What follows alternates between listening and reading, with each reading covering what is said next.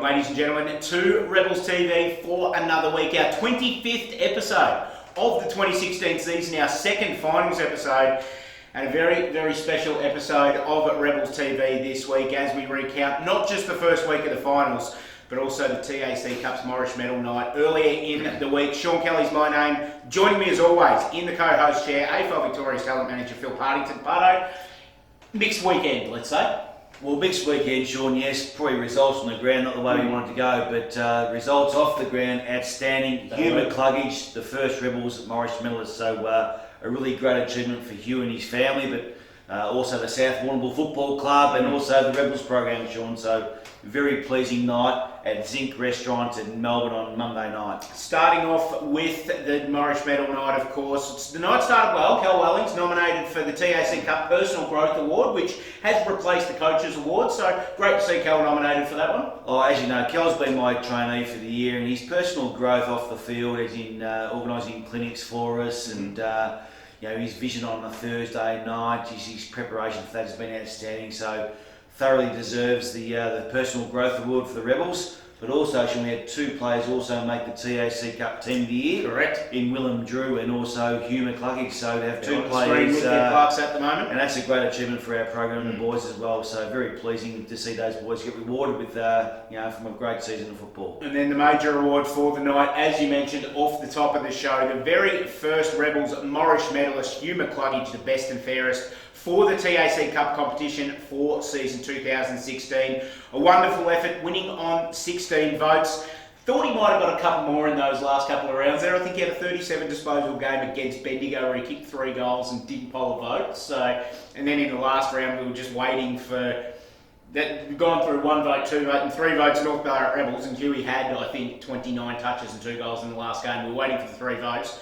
They said Will and Drew, and we've kind of gone to Drew. If you've cost him a medal here, we're going to get you. But in the end, fantastic job done, and congratulations to Hugh. His parents were there on the night, Sam and Christine. They were as absolutely proud as punch, as was everybody in the Rebels contingent. We are so proud of our Morrish medalist. Well, Sean, he's been the best player all year. He's been well performed every game he's been playing, and we don't say the umpires get things right too many times, Sean, but I think this year they've done a perfect job in awarding the best and fairest for the TAC Cup competition to Hugh McCluggage. 16 votes, 10 TAC Cup games he played, averaged 29 disposals throughout those games. A fantastic year. Unfortunately though, the other part of the weekend on Saturday, up on the screen at the moment, the qualifying final against the Geelong Falcons, just couldn't get into gear against a very, very good side, and arguably the best side of the home and away season, and in the end it was a 37-point defeat to the Rebels. Thankfully, because we got the double chance, because we worked so hard to get that, we live to fight another day this week. But some pleasing signs, but also Geelong just too good on the day. Oh, they're just too good on the day. From the word go, Sean, their pressure was really good, and our boys could really handle the pressure at times. We had a couple of injuries which sort of didn't go our way as well, Sean, so we'll bounce back and prepare really well this week for a game against the Oakleigh Chargers on Sunday. You mentioned a couple of injuries. Give us a bit of an update. We saw Jared Berry and Jacob Wheelerhan both leave the ground early in play. I think both were off before half-time. Tell us a little bit about how they're travelling at the moment. Yeah, look, Jared Berry suffered a severe knock to the kidney in the early part of the game, and after half-time didn't take any further notice of part of the game. He went to hospital by ambulance, and shout out to Jared. He's been in hospital for the last 2.5 days with severe bruises in kidney, so that's Jared's season gone, unfortunately, and the welfare of the boys much more important than a game of footy for us. So a good player to miss, Sean, of course, but certainly his welfare is number one. And unfortunately, the Wheelerhan curse continues, where Jacob's had a few injuries over the years, but Jacob's broken his left wrist in 3 positions, so that's unfortunate. Season-ending injury as well, Sean. So a couple of big losses for us, but with those big losses, Sean, boys will take their place and have a really good red-hot crack for the Rebels. They will indeed, and I suppose before we move on from the weekend, also, we see local football finals in action at the moment, and obviously getting to the grand final stage in a lot of leagues. Congratulations to one of our current Rebel squad, Kyle O'Connor, playing a very, very big part in the Horsham Saints back-to-back premiership in the Wimmera League on the weekend. Yeah, very pleased to see Kyle win their best under 21 player for the day. So great achievement, and he's in good form. Hope he's not celebrating too much because he might get a call up this week for the Rebels. Exactly right. Before we move on from this week's game, let's have a look at our Mars player of the day from the weekend. Parto, a player that was very, very good on the weekend in the clutches. Real good leadership once again, as he showed all year. Callan Wellings. Wellings has showed a lot of leadership throughout the year, and he really stood up when we had to be counted. So going to the midfield that last quarter and a half, played a very good game. So well done, Cal. Let's have a look at our Mars player of the day from the qualifying final, Callan Wellings. We're here with our Mars player of the day from today's qualifying final against Geelong Falcons, Cal Wellings. Cal, tough day at the office, unfortunately, mate. Not the result we were looking for. Yeah, obviously, definitely steps up when finals footy comes around, and Geelong were probably more prepared for it than we were. We seemed just to be a bit lost, and they were first to the footy, and they were the better team all day. And definitely, however, we got a lot to learn. We're not done yet. Finished third on the ladder, so we've got another big clash next week with Oakleigh. Quick game today. The pace seemed to have lifted a notch. Did you feel that as well through the middle of the ground? Yeah, I think everyone felt it across the board. And as I said earlier, Geelong, they probably adapted to the pace a bit better than we did. We struggled to keep up with them, and yeah, they got the better of us and had the better of us all day. Some positive signs in that we were coming back at them late in quarters. We get 5 or 6 goals out, and then towards the end of the quarter come back at them, but unfortunately just couldn't reel them in early on in quarters. Yeah, I think we proved every quarter that we can match it with a good side like Geelong, and they're probably one of the best sides going around at the comp at the moment. So our last 10 minutes of quarters were really, really good, but that's something we'll work on in training this week, a big emphasis on just more consistency throughout the quarters. And if we can play a full 4-quarter game, I still believe we can match it with anyone. Result aside, how did you enjoy your first taste of finals footy for the year?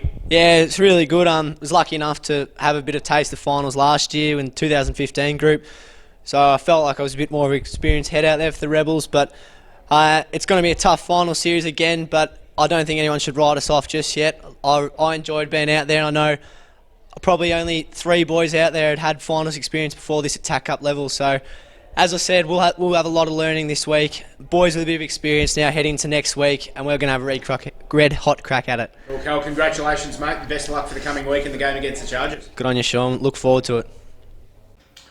Callan Wellings, the player of the day for Mars in our qualifying final. Before we move on, of course, TAC Cup Morrish Medal night. There was another very, very big countdown on the night. The top 25 players ever to come out of the TAC Cup. Some 1,160 players have been drafted in the 25 years of the TAC Cup competition onto AFL lists. They named the top 25 at the Morrish Medal night.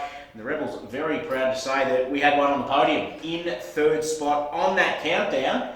Adam Goods. Yeah, great to see Adam get the 3rd position. And Shaun, it was interesting on the night when you go through the 25 and you number 24, 23rd player, you go, geez, a good player. 24 was Patrick Dangerfield. Who's going to be in front of that player? So yeah, Patrick Dangerfield, position 24. 22 was Robert Murphy. Boomer Harvey at pick 9. You go, gee, there's some good players out of those. And to see Adam get position number 3, behind the great man Gary Ablett Jr. as number 1 and Chris Judd number 2 was a fantastic achievement not only for Adam and his family, but also the Rebels and also the Horsham community as well. Yeah, it's a fantastic achievement for obviously Adam, and just another accolade to add to what has been a fantastic career on and off the field. Obviously, he was the only member of the top 25 that's been named an Australian of the Year, so we can rightly say that we're the only TAC Cup program that's got an Australian of the Year that's graduated out of there. So very good work by Adam.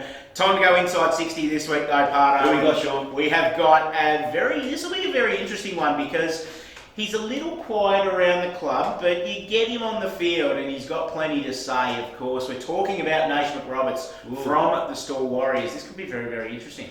It will be, Shaun. So I reckon the Ararat boys might get a bit of ribbing here, and they come down on a car every Thursday night, so there'll be a few little jokes going through that car every Thursday night, so it'll be interesting what he's got to say. So, Naish, go for it. Here it is, Naish McRoberts, inside 60, thanks to Bluegum Clothing.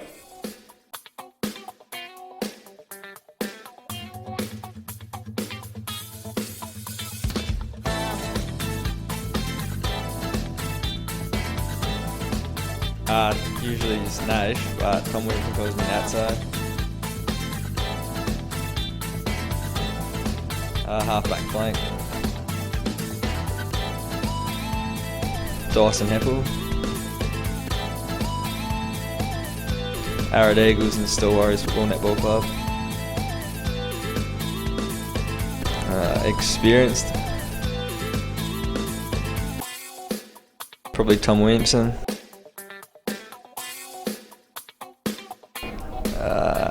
Probably Nick Orsler. Definitely Geordie Smith because he's always the last one to the car. Winning a few flags back to the Eagles. Probably Tommy Taro or Hugh McCluggage. Definitely Bernard Rutherford. Naish McRoberts inside 60 this week. Thanks to Bluegum Clothing. That dry sense of humour just came out really well there, I reckon. Absolutely, Shaun, absolutely. So, good, great kid.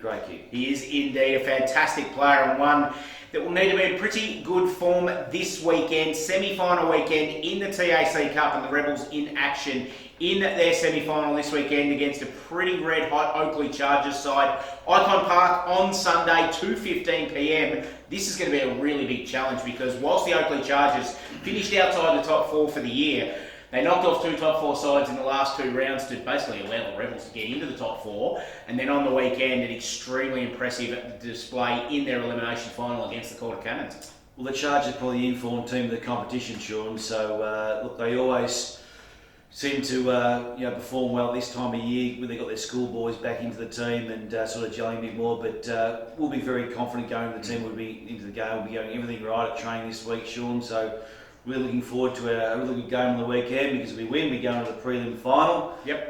If we lose, we then get out of the competition, unfortunately, Exactly and right. move on towards our draft preparation. So, really important game for our program. A couple of changes for the side this week, as you mentioned, with those couple of season-ending injuries. But I suppose that's nothing unusual because there's been 3 or 4 changes in the side every week throughout the season. Yeah, sure, and there has been change every week. Even though we're losing some good quality players, there's boys in our program who've got some really good attributes and really played well for the team and bring a lot of enthusiasm to the team as well. So even though we're losing a couple of players, we'll replace those players with some good players as well. They're going to be very interesting to see what happens on Sunday afternoon. Don't forget, if you can't get to Icon Park this Sunday afternoon, as always, we have you covered. Follow our social media, Facebook, Twitter, Instagram. We'll have goal-by-goal updates on Twitter throughout the day. We'll have quarter-by-quarter updates with photos on Facebook and Instagram. Of course, we'll have all the behind-the-scenes on Snapchat as well. Look for @NBRebels on any of those social media platforms and you'll be kept up to date with exactly what's happening throughout the day on Sunday at semi-final day at Icon Park. Parto, thanks for joining us once again this week, mate. Really busy week, so we'll let you get to it. No, sure he is. Going to do a couple of reports as well, Shaun, so we'll see how we go with that one. Yeah, thank you for joining us as well here on Rebels TV. No matter what happens, we will be back next week with Rebels TV. Whether it's the final episode of the season or not, we're not sure. We're hoping not. We're hoping to be with you for a couple of weeks yet. We'll see you next week. So.